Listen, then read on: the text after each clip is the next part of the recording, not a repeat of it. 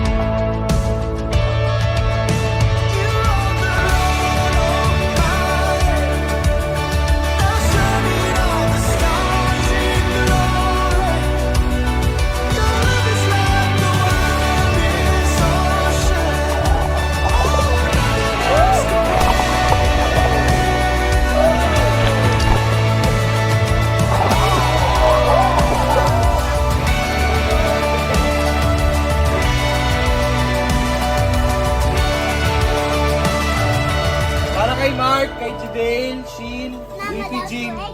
Sila na pakilala yung COTM family. Concept of looking forward is huhugutin ko dun sa principle of looking forward sa pagbabalik ni Kristo.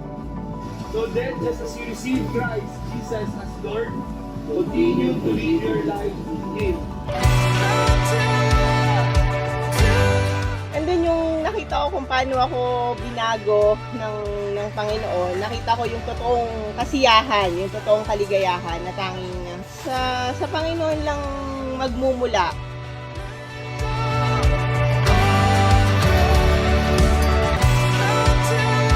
Dahil nga sa pinanampalataya na namin yung Word of God, dun nakita na namin na talagang may hope para sa next generation.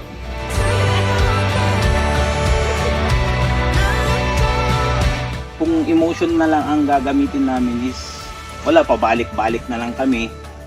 Wala kaming nare-resolve, puro na lang iyak dito, iyak doon, pero wala naman na accomplish. So, sabi ng asawa ko, iwag mo kasing sa mukha ko kasi minsan naiinis talaga ako sa kanya.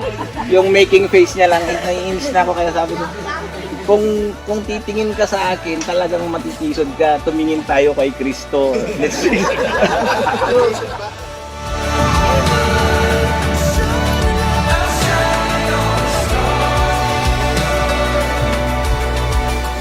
Sa lahat ng mga binabahagi na naririnig natin, walang ibang pinanggagalingan kung hindi yung pagtuturo na nanggagaling sa salita ng Diyos.